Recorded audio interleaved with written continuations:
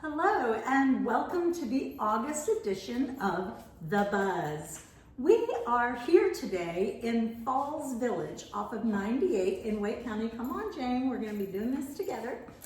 We are in one of their model homes. Falls Village is a new community and it is designed for an active adult living for 55 plus. You don't have to be 55 technically, but that's their target demographic. Has a semi-private golf club and they have a number, I want to say maybe 6 different model homes out here. There are still some wonderful home sites with trees that provide some privacy, which is always a tough thing to find in 55 plus communities, but you know, it's just as wonderful as what you would expect as far as having your lawn taken care of for you, low maintenance living, all about having fun. And Stanley Martin is building some beautiful, beautiful homes out here. Come see Diane or call me and I'll bring you out here and show you around. All right, so today, Jane and I are playing with honey. She has investigated ways to find or where to find local honey. Bees are, you know, we all know that bees are endangered and we need the bees. And so I'm very excited to know that there are some local beekeepers. What are they called? Apiaries. Apiaries. Yeah. And they are sending their bees out and they get their pollen from wildflowers. So each beekeeper, depending on where they live, has a little bit different flavor to their honey because it depends on where their bees go and they don't control them. It's not like they have a flower farm and they control what kind of flower the bees get. They just go out and eat from wildflowers, which is really cool. So we have 3 honeys that we have chosen today. We have Mike's honey, North Carolina Country Roads honey, and Van Doyne honey. Look in the newsletter, it'll tell you how to find them yourself. I'm not going to explain all of that, but we want to taste them and see which one we like. So we have a different spoon for each one and we're going to test them. Which one would you want to start with? I'm going to try this one first. All right. This is Mike's honey. Careful, you're pouring it out. Oh, I know. Oh, this is Mike's honey, everybody. Okay, I'm going to try Mike's honey too. Okay. They're going to be sticky when this is finished. Ooh. Ooh. What do you think? That is yummy. It is yummy. It almost has a peppery finish.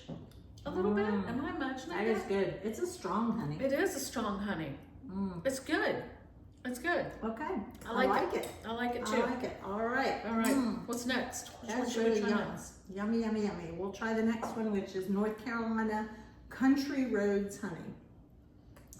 Let's see how different it might be. I think Jane has a little more discriminating palate than I do. I doubt it. But we like what we like, right? That's right. That seems sweeter to me. Oh, much sweeter. Oh. I think that is, yeah, almost candy-like. It is. Have you guys ever done a honey tasting like this? Neither of us ever have. This is incredible. That's really fun. It is. All right, I think I like that one better because I'm kind of a sweet girl. I like things nice and sugary. That's yummy. All right, Van Doyne honey. And this one looks much lighter in the jar too. Which I tend to like lighter honey, so we'll see. Oh, that one almost tastes buttery. Ooh. Am I crazy? Yeah. That's my favorite. But besides from that. That's my favorite. Do you taste a buttery kind of, is it? I really like that. It has a different, it has a different taste than the other 2. I'm really tempted to stick my spoon back in there, but since I liked it, I won't do that. You guys have to do this. This was fun. I have to that was cool. agree with Jane. Our tiny little jar is the one that I like the best. Van Doyne honey is the winner. Little bit of background on it. I don't really know a whole lot. This guy has all his beehives in his backyard. He lives over in Dominion Park in Northwest Raleigh. And his dad lives somewhere out east, and they have bees out there as well. So their honey comes from 2 different locations. I don't know if they blend them, but again, go to the, down farther in the newsletter, there'll be a link to each of these beekeepers' sites and learn all about Jason Van Doyen and his honey. And where you can buy them too. Yes, yes. He actually sells right from his house. I had to go over to his house and pick it up. Ordered online, picked it up at his house. Kind of cool. I like supporting local farmers, local, business owners of any kind. All right, so today we're gonna make a couple of very simple appetizers. We're in this beautiful kitchen, but we're not cooking. We're not doing anything that requires an oven, a stove, or anything else. These are very simple ways to throw together something quickly and make a yummy presentation for guests that maybe surprise you, or maybe you've cooked a complex meal and you just need a little bite Something beforehand. simple. All right, so I'm gonna start, and we are gonna be having whipped, I knew that wasn't right, whipped ricotta. It is creamy though. With herbed honey drizzled on top. So we have already started the whipping process. I'm gonna run my mixer just a little bit more to make sure we fluffed it up. This is nothing but whole milk. Make sure you use whole milk. Ricotta, here's my little container, got it at the teeter, and we whipped it for about 2 minutes. Makes it nice and creamy and smooth. I'm just gonna fluff it up a little bit because the mixer makes it very airy. And I'm not gonna do it long because it's really loud.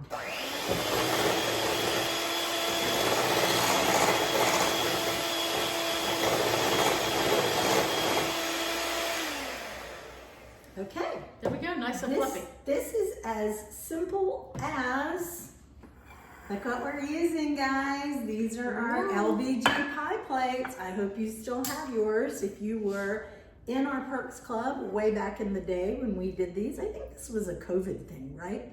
That we went out and handed out pie plates during COVID. That was before It was, COVID, oh my which goodness. tells you how long ago that has been. That has been a long time. We So hope you guys use these because they are amazing for I- things like this. I aren't they? use mine all the time. I do too. And I don't bake a lot of pies.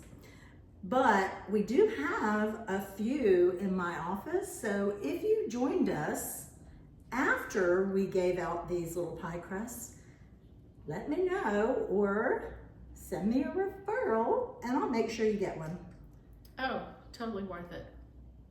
All right, so we're just smoothing this into the pie plate. That's beautiful. Can you guys? Look how creamy it looks. Oops. I didn't know you could whip ricotta. Whoops, it's Oh, it is. It's sliding. So, all right, I'm gonna get rid of this bowl. remember we went to that restaurant a handful of weeks ago. There's a restaurant in Chapel Hill called, I'm going to butcher the name, Osteria Georgie. Yes. It's a George Bakshaw restaurant. It's part of the Bakshaw family group of restaurants. And they had an appetizer on the menu that was whipped ricotta with honey on top, spiced honey on top. And it was fabulous. So this is a nice little version of that. We are so excited. So I put in 2 tablespoons of olive oil and 2 tablespoons of honey. Clearly, I did not measure. I'm just winging it and figured as long as they're equal portions, we'll come out okay. That's a good thing about recipes like this. It's I not know. rocket science. It's not like baking where you have to be real exact. Exactly. All right, so I have some chopped parsley that I also picked up at the teeter, and I have chopped basil that came out of my backyard. I just love when I get to cook with the things that I grow. It smells amazing. It does smell amazing. All right, so we are going to kind of mix this up and whip it up. And I don't know about you, Jane, but I'm looking at this and I'm thinking it needs a little more honey and a little more olive oil. What do you think? I think that it would Drizzle better. That's Yes. what I'm thinking too. So we're gonna wing it and we're just gonna Yeah, add a absolutely. little more both. Now, if we use all of that honey, you won't have it to put on yours. You know So- what? I actually think that I'm going to put this honey on mine Okay. because this is sweet. Oh, that's Yeah, that's we'll a get to very that in a good minute. point. And I'm gonna be generous with this honey then, because it's really yummy. Okay, so now it's a little more, it's a little more that's better. liquidy. That So is what I'm better. gonna do is I'm gonna have, what did I do with my spoon? I'm gonna make like a little well in the middle of my whipped ricotta, and then I'm gonna pour it in. Look how that drizzles. Oh, that's really pretty. I'll drizzle it around. It looks very I'm fresh not and putting organic. quite all of the herbs in there because I think they might be a little much, but I do really like it drizzling down. Okay, now I would like to serve this with these yummy bruschettina. I don't know how to say it, but I got these at Harris Teeter as well. They're like little baguette toasts. And I'm just gonna drop them around the outside. That one's broken, it wasn't pretty enough to make the cut. That's right. Only pretty things. That's really pretty. Let's I'm not gonna put too many in. What do you think, Jane? I love it. Should we try it now or should we wait and try them both later? Let's You try know them what? later. But yeah, let's do it later, won't you? Yeah, let's try them so we can compare them. That's All right, whipped ricotta with herbed honey. Oh wait, I forgot Oh, a some little bit ground pepper. of ground pepper. Oh, even better. Look at that. Give it a little sparkle on top. That's gorgeous. Okay, very pretty. All right, Jane, you're Okay, up. What all are we right. gonna have from your recipe book? The next one. As it turns out, Laura and I both, without knowing it, both made this dish and we both just love it. So we're going to start with boars and cheese. This is also from the Teeter. You can pick up boars and cheese just about anywhere. I can't get it out of the box. Because I thought I was making it easier, and of course I made it harder. Now I can't There get we it out. go. Do you mind if I help with the other one? Please do. Because we need two. All right, we do need 2 of these. And if you are not familiar with boars and cheese, it is a creamy cheese that is just, Delicious. yeah, it is delicious. And there are herbs all through it. This one, this brand or this flavor that we have is garlic and fine herbs.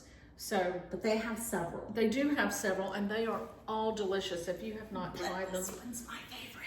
I highly recommend it. I There's use one with these chives to and stuff basil. It's amazing. chicken. I do this to, I use this stuff. I made Brussels sprouts with these the other day. Have you ever done that? No, but that sounds Oh so my good. gosh, it was just a layer of Ooh. Boursin cheese in my pie plate with chopped up Brussels sprouts on top and drizzled olive oil over it. And then when Oh. it came out of the oven, I just mixed it all together. Holy cow, it was fabulous. That sounds so good. Love you know what me would have some made that Boursin. better? If you had drizzled some honey on top of it. Oh, that would have been so good. That would have Okay, been wonderful. what we are doing now is just mushing these little blocks of boursin down into this little plate. Did you know that that is a technical cooking term? Mushing down. It is technical. I'm sure that they use that at all of the culinary schools. There's an art to mushing down. Okay. All right. So here we go. See, it's all mushed down. It covers the entire bottom of the plate. Then we are going to put in fig jam, fig preserves. Another one of my favorite things in the world. So we have fig trees at my house, and we have 5 fig trees at my house because my husband's a little bit of a nut.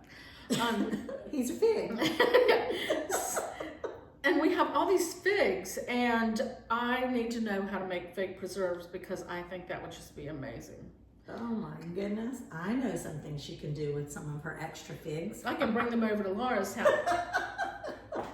So figs. Call me, I'll hook That's you up. right. We are just going to spread, we use this entire thing, don't we, Laura? Yep, the whole jar. We are going Don't to be just, shy. that's right, all of it, all of that yumminess onto this little pad of boursin. So we are going to just mush that around as well. Spread it out. There is not a science to it, again. Now, we are going to take some pistachios. These are salted pistachios out of the shell. I went ahead and chopped some up a little earlier. So we're going to spread these on top. Another one of my favorite things to do. Use my mallet and crush up pistachios. That's a good stress reliever, It right? is. It is. Absolutely, Who it's doesn't very want to, at the satisfying. end of a stressful day, use a hammer on something?